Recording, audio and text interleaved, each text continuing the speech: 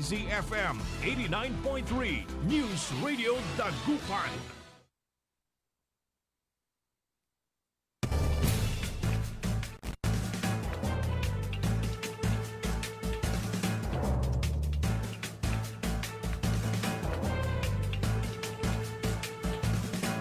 Good morning mga kaibigan. Naimbag nga bigat, kanyayo amin na po.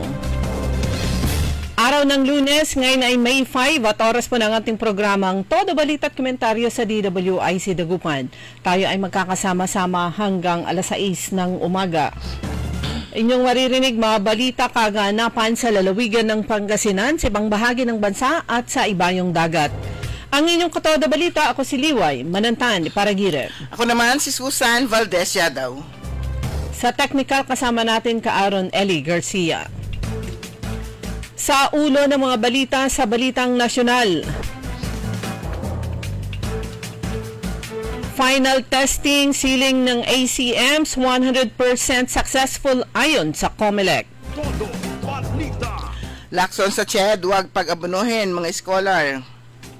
Todo Balita. 200 million pesos ransom sa kidnap slave bawiin. Todo Balita. Balita sa ibayong dagat, barkong may ayuda sa Gaza sa pool ng drone attack. Todo Balita. Sa balitang lokal sa lungsod ng Dagupan, Manay Gina de Venecia, todo suporta sa Litsunan at Barangay sa Dagupan, pasok ito sa kanyang love para sa kabuhayan. Todo Balita. Mga mamamayan ng Distrito 2, pinuri ang mga programa ni Congressman Marco Juanco. Todo Balita. Sa balitang pampalakasan sa PBA, jeep iginarahe ang shots. Todo Balita. At ngayon sa detalye ng ating mga balita.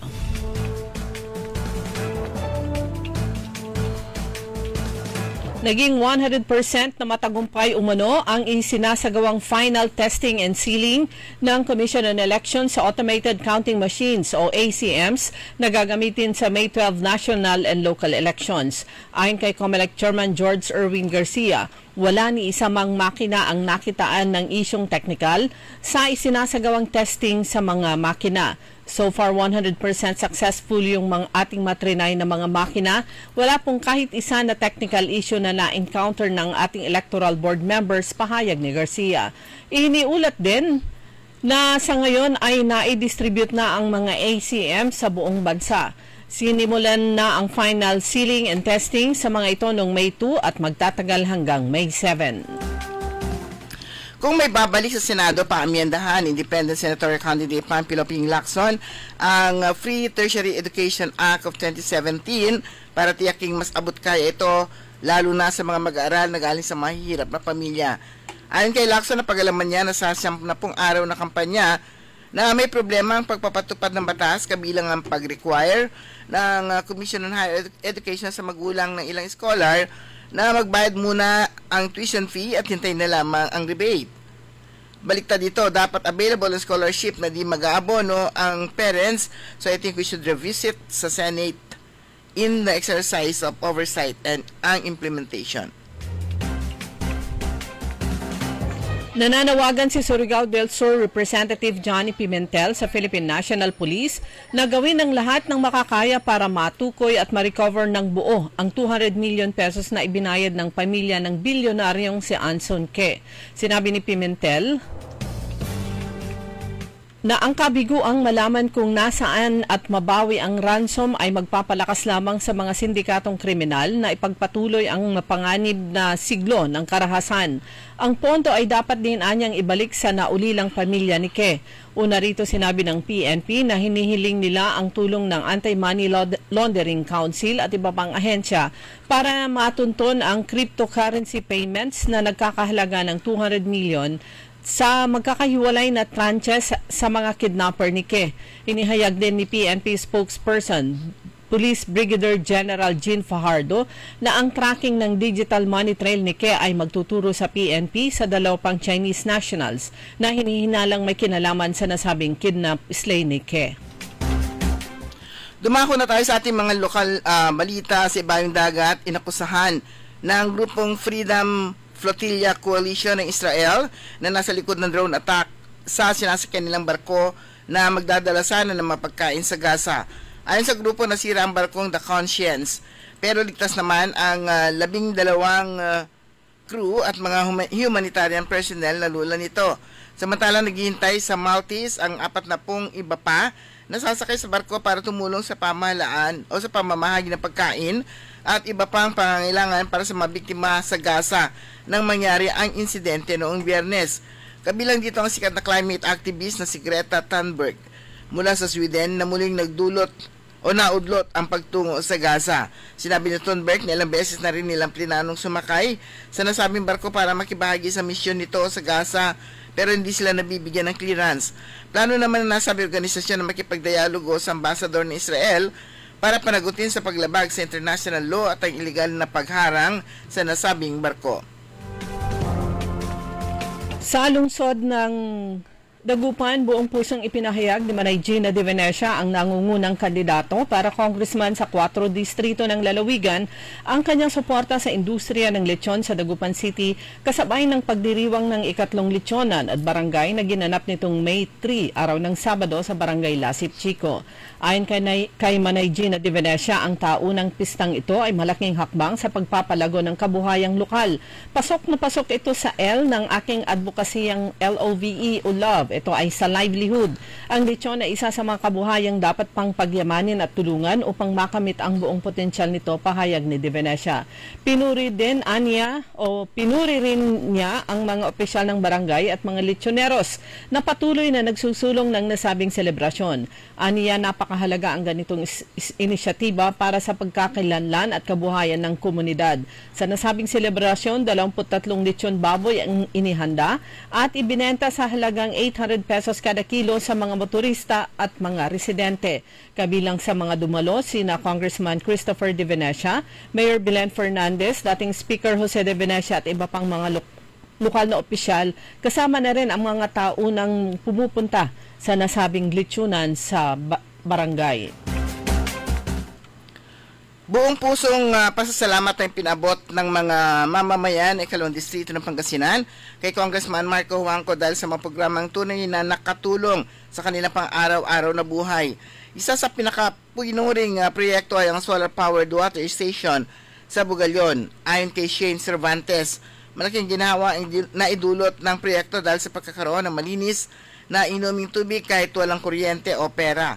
Aniya, napakalinis, libre, lifetime, may kuryente man o wala, may mainom na malinis na tubig. Bukod dito, binigyan din ni Myla Orate ang tulong pinansyal o ayuda na natanggap ng mga individual sa ilalim ng pamumuno ni Congressman Juanco.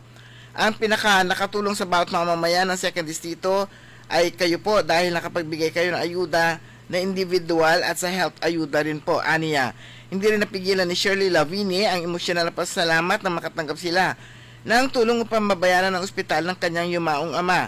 Sa dami ng chinat ko noon ng mga tumatakbong mayor, ngayon kayo lang ang mas mataas pa sa kanila ang nahingan namin ng tulong, ani Labini.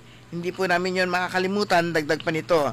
Dagdag pa rito, binigyan pugay rin ni Cheche Biray Santos ang proyekto ni Congressman Juanco na floodgate sa Pangapisan North, Sitio Aplaya, Lingayen, na ani matagal ng problema sa kanilang lugar ang baha. Dahil sa proyekto, natuldukan na ang suliranin nila sa pagbaha. May solusyon na ngayon, pahayag niya.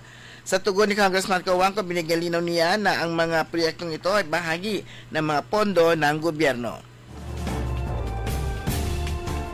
Sa isang makahulugang pagdalaw, pinangunahan ni Police Brigadier General Lou Evangelista, ang Regional Director ng Police Regional Office 1, ang pagpaparangal at pakikiramay sa burol ni Police Staff Sergeant Renato Alvarado Jr. kasama ang mga opisyal ng kapulisan ng Region 1 at Pangasinan Police Provincial Office. Sila ay pumunta sa tahanan ng nasabing opisyal kung saan nakaburol ito.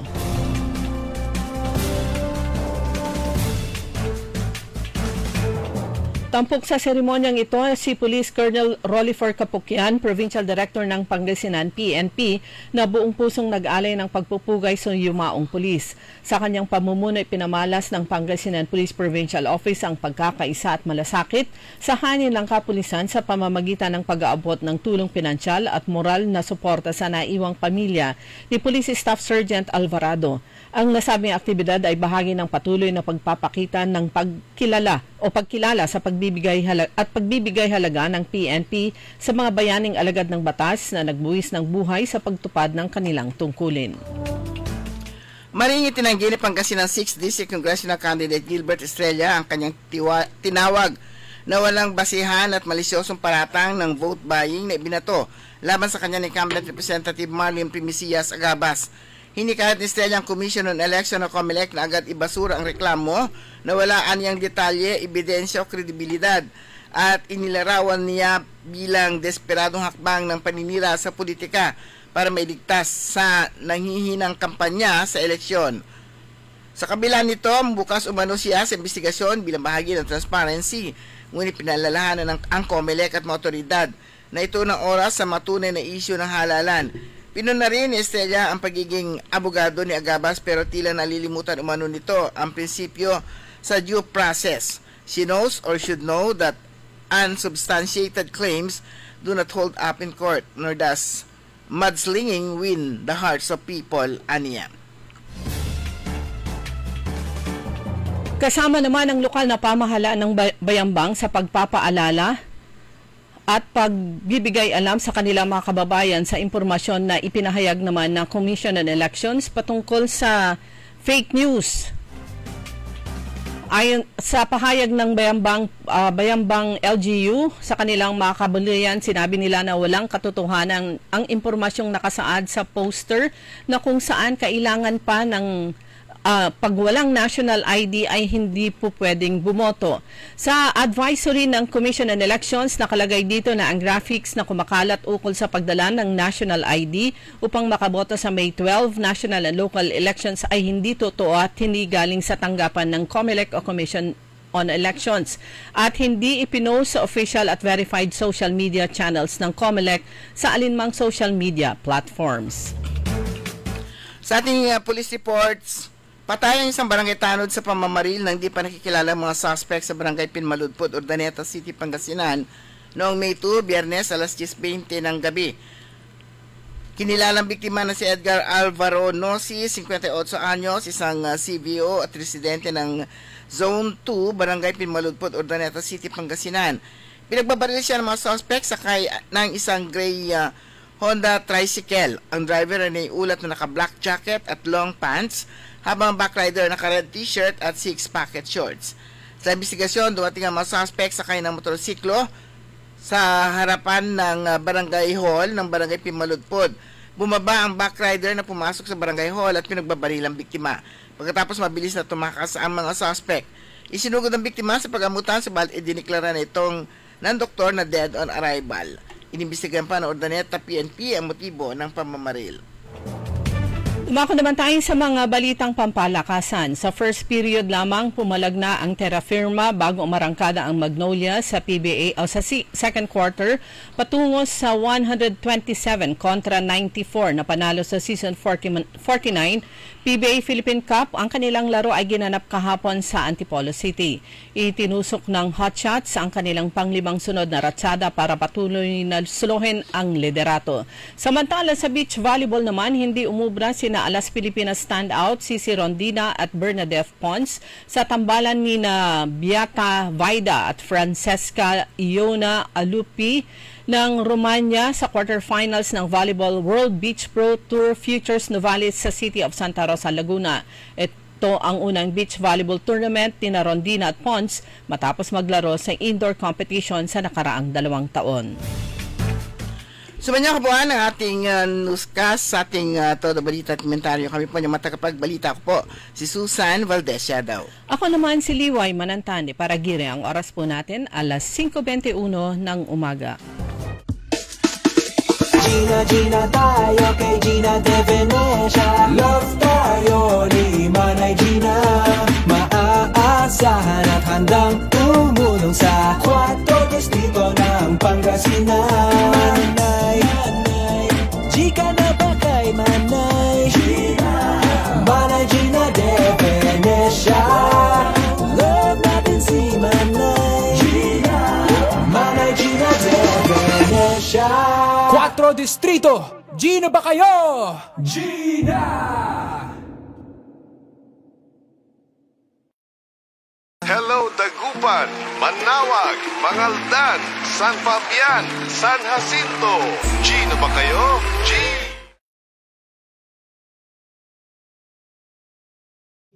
Inaanyayahan ko po kayo sa aming lungsod ng Alaminos para po mabisita at ma-experience ang ating mas pinagandang 100 Islands. Marami na pong pagbabago sa ating mga isla at sana makita namin kayo dito sa aming lungsod para po makapag-swimming, makapag-enjoy kasama ang inyong barkada at ang inyong pamilya itong summer vacation. So tara na! Dito sa Alaminos City para sa ating 100 Islands. Ang patuloy na pagpapaganda sa 100 Islands National Park at lungsod ng Alaminos ay pinangungunahan ni Mayor Art Brian Celeste. Hoy mga suki, hanap nyo ba ay mga murang bilihin, malinis at sariwang pagkain sa pang-araw-araw at handaan tuwing may okasyon? May suggestion kami sa iyo. Tayo na sa Macador Market na kung saan inyong mabibili ang mga mura, sariwa, malinis at ligtas na bilihin tulad ng karne ng baboy at baka, manok, isda, gulay at iba-ibang sangkap sa pagkain. Matatagpuan din sa Macador Market ang dry goods, groceries, eateries at fruit section. Kaya ano pang hinihintay nyo? Gawing bongga ang handa mo everyday with Macador Market. Macador Market is open from 4 a.m. to 8 p.m. Visit us at Macador Market, Galvan Street at Zamora Street sa downtown Dagupan City.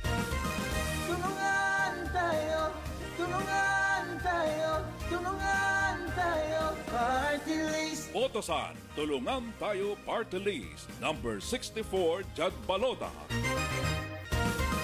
Tulungan tayo, tulungan tayo, tulungan tayo, Party List. Iboto, Tulungan Tayo Party List, number 64 sa balota.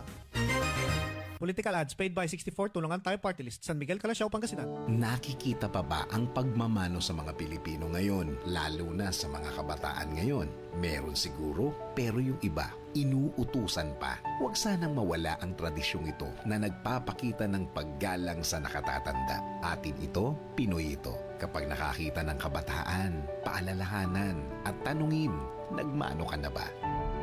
Isang paalaala para walang makalimot. Hatid ng ALC Group of Companies, Aliw Broadcasting Corporation, Station DWIZ News Nationwide, DWIZ News FM Regional Group, Home Radio 97.9, Aliw Channel 23, Philippines Graphics, Cook, Plan Bank, Business Mirror, Filipino Mirror, Brown Madonna Press Inc., City State Savings Bank, AAA Southeast Equities Inc., Filipinas Pawn Shop, at ng Sandari Batulao, DWIZ, Liway Manantan At Isusan Yaraw sa Todo Balita.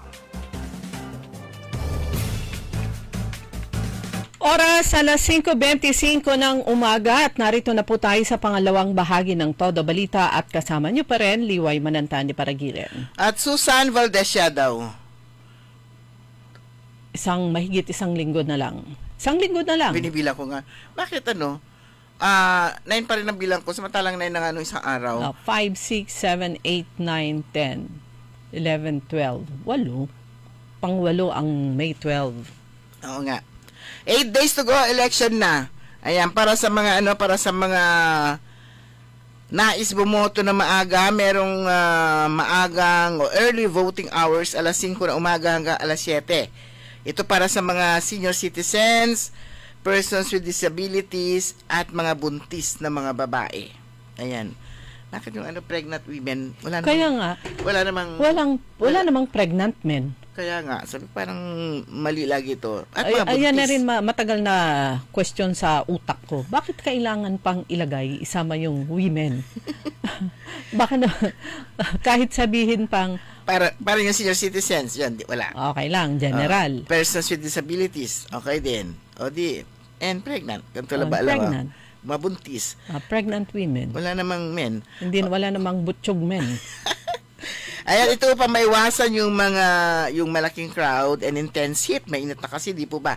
So, in-encourage yung mga, ulitin natin, senior citizens, persons with disabilities, at saka mga buntis, na pumunta na lang ng maaga para ma-avail nila itong maagang pagboto, alas 5 hanggang alas 7 ng umaga. Ang regular voting naman, alas 7 hanggang alas 7 ng gabi. Ayan, hindi ka kailangan mag-rush kasi dati alas 3 tapos na. So, inform po ninyo yung mga kapamilya ninyo, let's make election day safe and comfortable for everyone. Alas 5? Alas 5 hanggang alas 7. Yung mga para sa senior citizens, PWDs, and buntis. Tsaka, ang regular voting naman, 7 a.m. to 7 p.m. Mahaba siya ngayon. Kaya nga. Yung mga... Antayin ko pa alas 7. Pwede na kayang Pwede ka na maaga para pagdating pasado alas 6.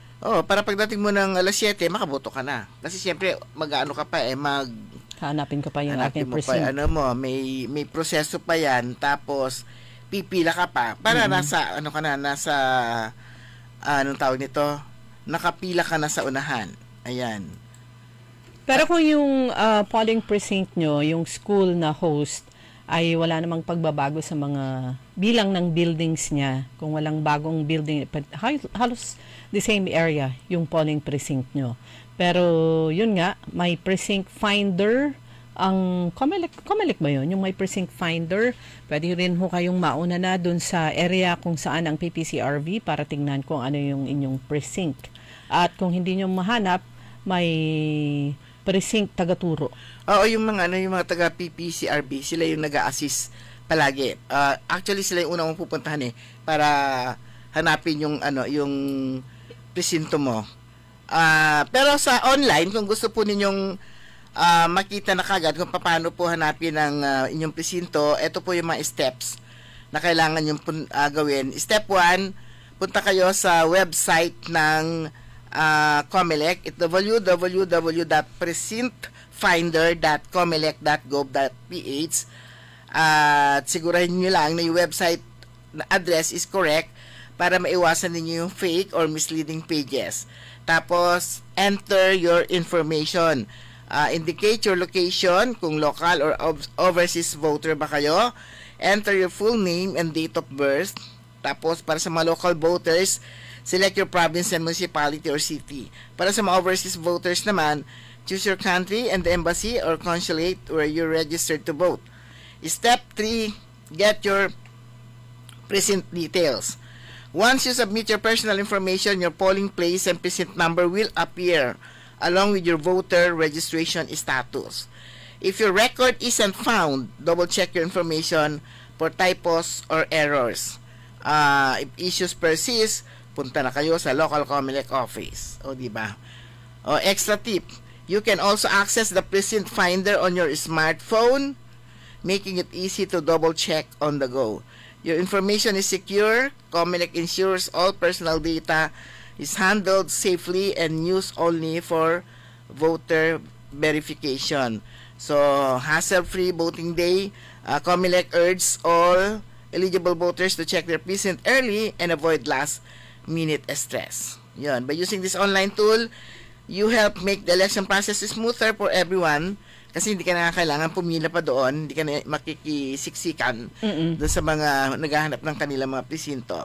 So, both para sa stress-free to para sa lahat, para sa voters, at saka yung mga officials na nandoon. Malapit na malapit na.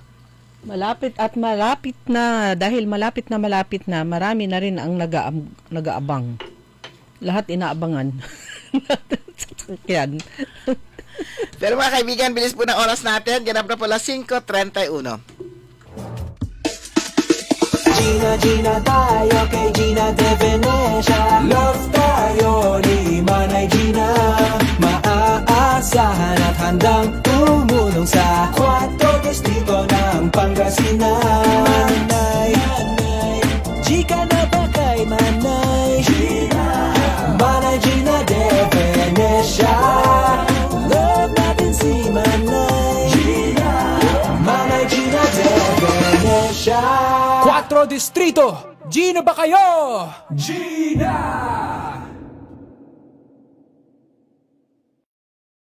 Hello, Dagupan, Manawag, Mangaldan, San Fabian, San Jacinto. Gino ba kayo? G! MX3. Dito ako, believe. Marcoleta sa Senado. Marcoleta sa inyo'y magseserbisyo. Malalagot ang mga mapangabuso. Marcoleta sa Senado. Iboto Dante Marcoleta for Senator number 38. Ladies and gentlemen, the new face of your favorite resto bar in Dagupan City. The original party place in town. The Music Warehouse Club, Dagupan City. No need to go to Manila's top bars like Silo and BSK Club.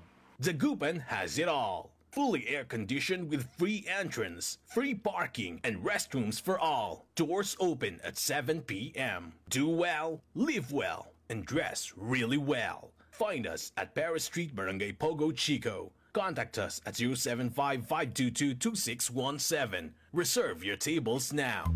Hoy mga suki, hanap nyo ba ay mga murang bilihin, malinis at sariwang pagkain sa pang-araw-araw at handaan tuwing may okasyon? May suggestion kami sa iyo. Tayo na sa Macador Market na kung saan inyong mabibili ang mga mura, sariwa, malinis at ligtas na bilihin tulad ng karne ng baboy at baka, manok, isda, gulay at iba-ibang sangkap sa pagkain. Matatagpuan din sa Macador Market ang dry goods, groceries, eateries at fruit section. Kaya ano pang hinihintay nyo? Gawing bongga ang handa mo everyday with Macador Market. Macador Market is open from 4 a.m. to 8 p.m. Visit us at Macador Market, Galvan Street at Zamora Street sa downtown Dagupan City. Hoy mga suki, hanap nyo ba ay mga murang bilihin, malinis at sariwang pagkain sa pang-araw-araw at handaan tuwing may okasyon? May suggestion kami sa iyo. Tayo na sa Macador Market na kung saan inyong mabibili ang mga mura, sariwa, malinis at ligtas na bilihin tulad ng karne ng baboy at baka, manok, isda, gulay at iba-ibang sangkap sa pagkain. Matatagpuan din sa Macador Market ang dry goods, groceries, eateries at fruit section. Kaya ano pang hinihintay nyo? Gawing bongga ang handa mo everyday with Macador Market. Macador Market is open from 4 a.m. to 8 p.m. Visit us at Macador Market, Galvan Street at Zamora Street sa downtown Dagupan City. Pakinggan natin ang tinig ng babaeng ito. Tao dito na tinatakot at nananakot. Ito ang sagot ko sa mga nananakot sa ating mga kailyan. Huwag niyo silang takutin. Harapin niyo ako! At pakinggan naman natin ang tula ni Mayor Rami Paraino. Ang panunungkulan ay serbisyong pinapahalagahan. Hindi ito kinakasangkapan para manira ng walang pakundangan. Tayo'y alipin ng ating sinumpaan. Pagmamahal at respeto sa kapwa ang siyang ating daan. Maglilingkod ng tapat ayon sa kagustuhan ng mamamayan. Para sa bayan, iwaksi ang kasamaan at mga ganid sa kapangyarihan. Maniwala ka, dulot nito'y walang kumpay na kahirapan, madlay masasadlak pa sa kawalan. Ating pag-asa ang binibini na minumutya, nakapiring ang mga mata, simbolo ng katarungan at hustisya. Samahan pa ng panalangin o sinta para sa mga walang budhing tatamaan ng sentensya. Makakaasa po kayo, tamang adikain aking paninindigan. Mayor Rami Paraino, ang tunay na anak ng Ordaneta. DWIZ Liway Manantan at Isusan Yaraw sa Todo Balita.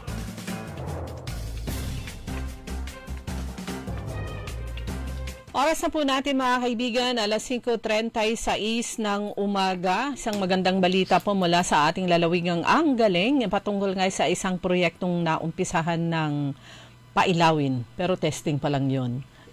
Parang ano lang. Testing pa lang pero itong bahagi po ng reflecting pool na kung saan tinitesting nga. Ito yung fountain, tapos yung mga ilaw ay antindi na, grabe na yung yung reaksyon at appreciation ng ating mga kababayan. Ano pa lang yun, tinitesting pa lang kung yung kung functional lahat ng mga butas para daanan ng tubig para dun sa fountain at syempre para sa ilaw. Pero ang kabuuan po niyan, sabi po ni Governor Ramon Gico III, matatapos hanggang December. Bago matapos ang taon. Pero bago yung binabati muna natin si Governor Monmon Gico III at saka si Vice Governor Martin Guzman Lambino. Binabalita lang natin yung kanilang na sila rin po yung napili ng INC na para kanilang suportahan. So sabi ni Governor, taus-puso po ang ako ay taus-puso nagpapasalamat sa ating mga kapatid sa Iglesia ni Cristo sa tiwala at walang sawang suporta na pinagkaloob sa akin para sa darating na halalan. Makakaasa po kayo na ito ay magsisilbing inspirasyon upang patuloy kong isulong ang maayos, malinis at tapat at magaling na paglilingkod sa lalawigan ng Pangasinan. Muli, maraming salamat po. So same din yung meron din ganong mensahe si Vice Governor Mark de Guzman Lambino. Ayan, seeking for re-election po si Governor Ramon Gico III para sa kanyang pangalawang termino. Pero si Vice Governor Mark de Guzman Lambino para naman sa kanyang pangatlong termino as Vice Governor. Pero todo ang kanilang pag-ikot. Si Vice Governor Mark Lambino, nasasamahan siya every now and then ni Attorney Melanie Lambino, ang kanilang asawa. Pero si Governor Ramon Gico III, nasasamahan niya siguro pag sa schedule nila, yung sorties, caucus at caucus ni Mama Angiko dun sa Urdaneta. Dahil si Mama Angiko ay busy rin, nangangampanya para naman sa kanyang kandidatura sa pagka-mayor ng Urdaneta City. Ayan, speaking of Urdaneta City, parang hotspot ang hotspot. Nasa parang nasa limelight ang Urdaneta City ngayon. Kanina yung balita nga natin na merong binaril sa loob mismo ng sa loob mismo ng barangay hall, dun sa barangay Pinmaludpot, isang barangay tanod. Pero iniimbestigahan pa nga kung ano yung motibo ng pamamaril sa pamamaril sa nasabing barangay captain. Meron din tayong nakalkal o meron tayong mga nakitang balita rito sa Philstar o Philippine Star. Kaya nga, pero Philstar Global sa kanilang online. Sa kanilang online. Kissing auction sa kampanya ng mga Paraino kinundina ng Gabriela. May 4 itong date niya. Maring kinundina ng grupong Gabriela ang kissing auction ni Urdaneta City, Pangasinan Mayor Rami Paraino at Vice Mayor Jimmy Paraino sa isang matandang babae. Ini-imagine ko paano nila ginawa. So, sa video, sinabing bibigyan na ilang libong pisong premyo ang matandang babae kapalit ng paghahalik kay Vice Mayor Paraino.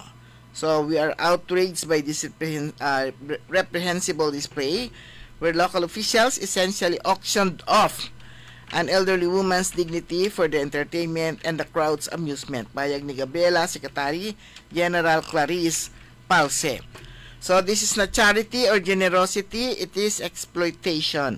It grossly violates a woman's dignity and enforces the harmful notion that women can be treated as objects to satiate men's pleasure. Ginagawang katuwaan yung mga kababaihan.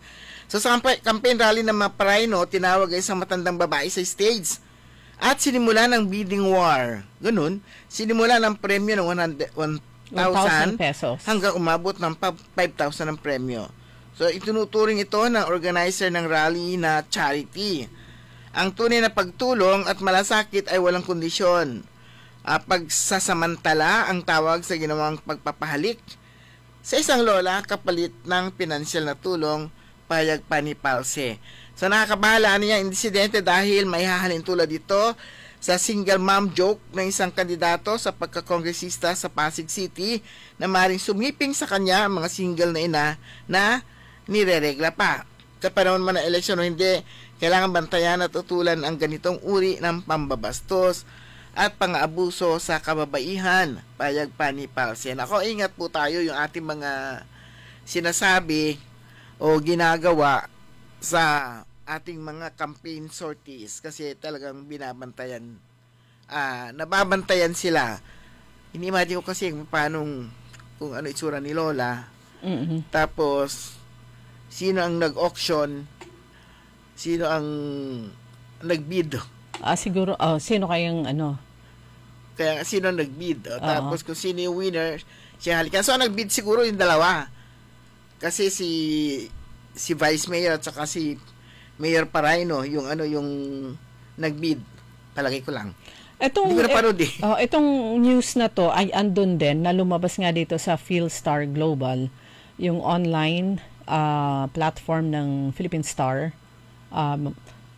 Nakalagay din ito sa Facebook page ng Gabriela.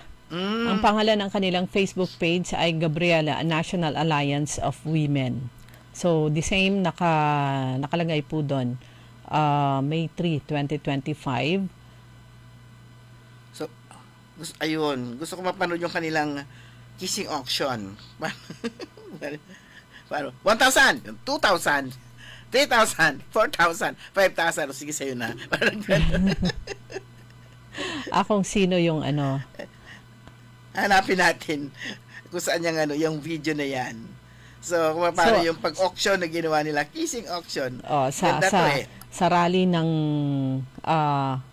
grupo ni Mayor Rami Paraino. Nakalagay pa dito, yung huling bahagi, sabi dito, government, nakakagalit ang ganitong bastos at mapagsamantalang pagtrato sa kababaihan sa halip na maghapag ng mga solusyon sa kahirapang dinaranas ng maraming Pilipino.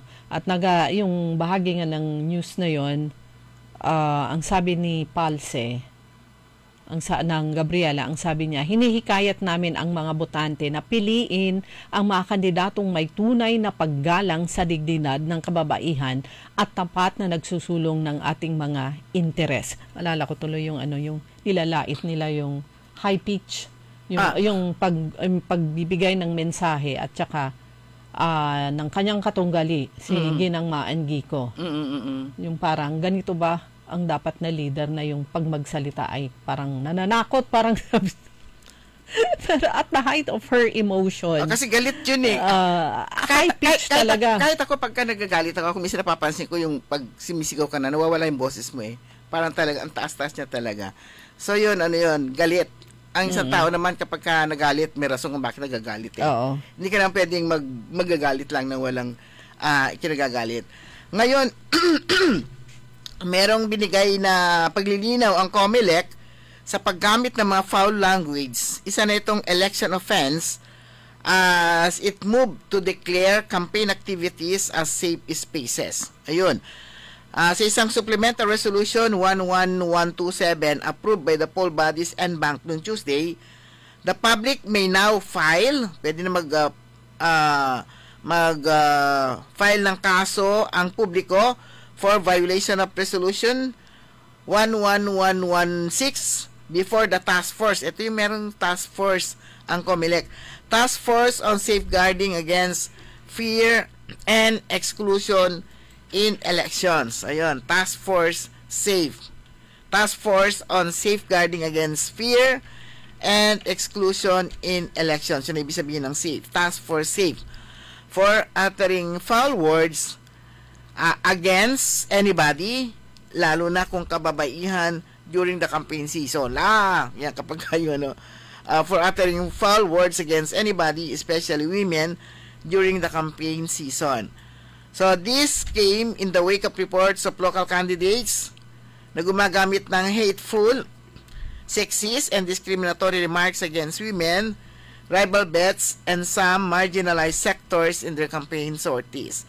So this is in response to what has been coming out lately na sa kanilang opinion is vulgar and the use of languages na hindi naman ito kinakailangan, lalong-lalo na yung paggamit ng ibang grupo o tao para insultuhin o i-degrade yung character ng isang tao. Ayon kay COMELEC Chairperson George Erwin Garcia sa isang interview, sinabi pa niya, people should be mindful of their pronouncements and refrain from uttering words that may offend individuals and groups. Social media is very powerful if it is used correctly. I hope we can use it correctly so that we can at least help prevent them from buying votes or insulting others, Garcia said. I hope we can use social media not to destroy others but to protect the rights of each person.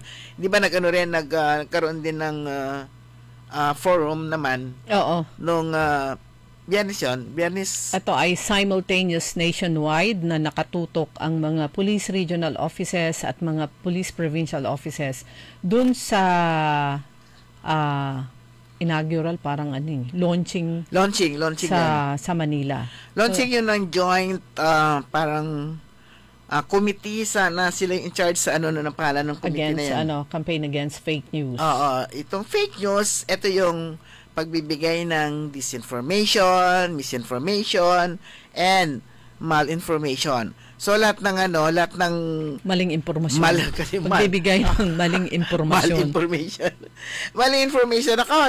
Maraming dali diyan. Yung pamimigay ng fake news, yung katumbas ito ng mga sinungaling Kasi kapag mali yung sinasabi mong balita, ibig sabihin nun, sinungaling ka nun kasi mali nga hindi mo tatawagin na lie kapag tama yung sinasabi mo. So that's considered fake news. Maraming tatamaan dito yung mga nagbibigay ng mga maling informasyon. At that is misinformation and disinformation. Daming iba-iba palang meaning nun, disinformation, misinformation, and malinformation. Pero hindi po ibig sabihin na maling informasyon yung malinformation. May mas shortcut yun. Maling information. Maling. So, kaya yan yung mga nagbibigay po ng maninira, yung mga naninira, ayan, meron ng task force ngayon ang COMELEC. Task Force SAFE. Ayan. Task Force SAFE. Ibig sabihin ng SAFE, safeguarding against fear and exclusion in elections. Task Force SAFE. Pero itong Task Force SAFE nito para dito sa mga ibang kaso naman ito. Pero meron ding committee naman ngayon, yung nahanap mo na yung pangalan ng Joint Committee on... Wait lang. Na ang bawat police, regional and provincial office dapat meron din silang sariling ganong committee o kaya in charge sa pag-track at pag-scrutinize sa mga peking news, anti-fake news action committee. Ayan. Creation ng anti-fake news action committee sa bawat provincial and regional office. Joint Anti-Fake News Action Committee. So JAFNAC. Yung kanyang ang kanyang acronym. JAFNAC. Joint Anti-Fake News Action Committee. Yan. Meron na rin po dito sa probinsya. So kinakailangan lahat. Merong national, regional, tsaka siguro local. At yun ay nilaunch po yan nung araw ng Biyernes dahil nga po sa dumadaming paglaganap ng fake news. Lalo na ito, malapit na po yung May 12. Lalong dadami po niyan. Pero ang sabi po ng ating provincial director, pwedeng mag-report sa police stations and police stations sila ang magre-refer sa provincial office and then pataas. Pero yung katanungan nga na private, kasi siya parang rin to may mga nagtatry na maglabas ng maling balita na doon sa kanilang lugar ay merong parang may uuulinigan o nakikita silang mga nababalitaan silang nag-ooperate ng mga private armed groups. Pero nilinaw ng ating provincial director, si Police Colonel Rollifer Capocchian, na in response to reports about alleged private armed groups in Pangasinan, lalo na tinutukoy pang-anim na distrito ng Pangasinan, sinabi po ni Colonel Capocchian na walang ganitong grupo silang namomonitor dito sa lalawigan, sa 6th District or anywhere in the province of Pangasinan. So kung meron kayong nababasa o nagbabali-balita ng ganyan, fake news po yun. Ayan, ituloy ko itong yung resolution ng COMELEC under Section 3 ng COMELEC Resolution 11116. During an election period, any person directly or indirectly commits acts of bullying based on HIV status, coercion, discrimination against women, discrimination against PWDs or in persons with disabilities on the use of public accommodations, gender-based harassment, labeling public ridicule against PWDs, vilification of PWDs, violation of anti-discrimination ordinance, and or violation of rights to religious cultural sites and ceremonies pursuant to Section 13 of Republic Act 9006 and Section 261 of the OEC o ito yung Omnibus Election Code and other pertinent laws, rules and regulations will be meted with up to 6 years imprisonment. So, dagdag pa rito, yung reports of possible violations may be filed in person at the Task Force Safe Desk located at the Palacio del Gobernador, Intramuros, Manila, or through the Task Force email at Task Force COMELEC email at taskforcesafe@comelec.gov.ph. So the poll body said, in case the Task Force Safe determines that there is at least substantial evidence to prove the violation of Resolution 11116, it shall issue a resolution to file a motu proprio petition for disqualification in relation to Section 8. The case may be filed before the COMELEC's Law Department. Sana naman itong mga resolution, mga batas-batas na to mapanindigan ng COMELEC kasi dami-dami mga bawal. Oo. Pero wala rin naman nangyayari. Minsan may nagpa-file, tapos wala rin nangyayari para mga ganon. Tsaka marami yung mabilis silang magsumbong ng kung ano-ano. Ayan, so pabilis parang yung isang doon ay bilis nang magsumbong. Parang masyado siyang threatened. Pero importante po, yung yung paggalang, pagrespeto sa mga kababaihan hindi lang po during the time of campaign, during the time of election, kundi all throughout. Sasabihin, bakit babae lang may karapatang ganyan? Kasi babae ang masyadong naapektuhan at saka nilalait, minamaliit ng ilang mga kalalakihan.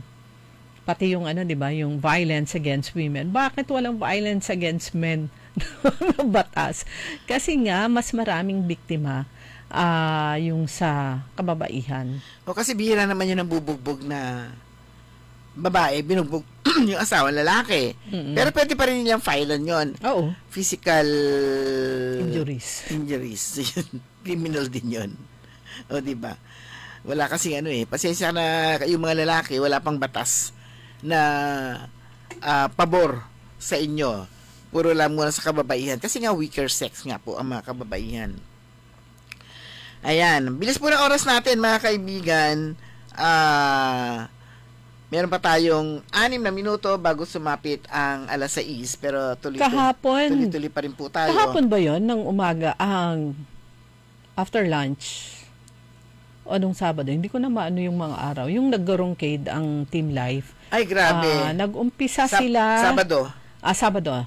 Doon sila nag-gather together, take-off point nila doon sa may amphitheater.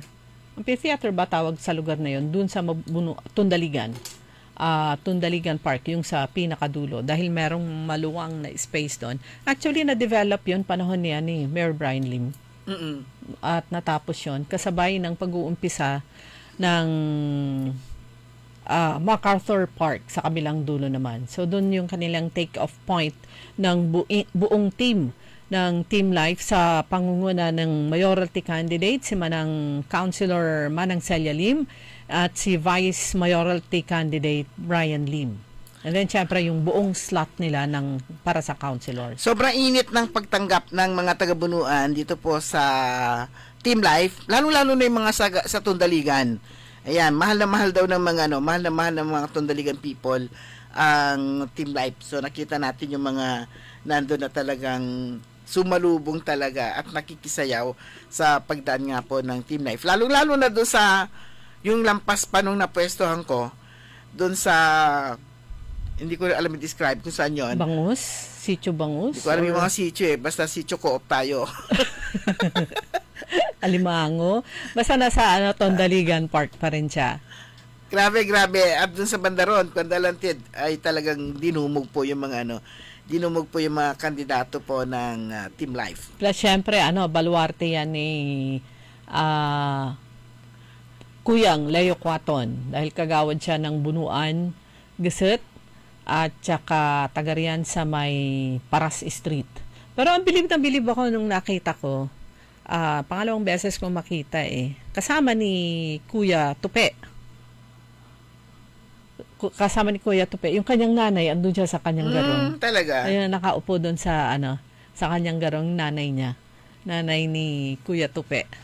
Na siguro very happy din siya makitang nangangampanya at tumatakbo at gustong maglingkod sa lungsod yung kanyang anak. Ayan.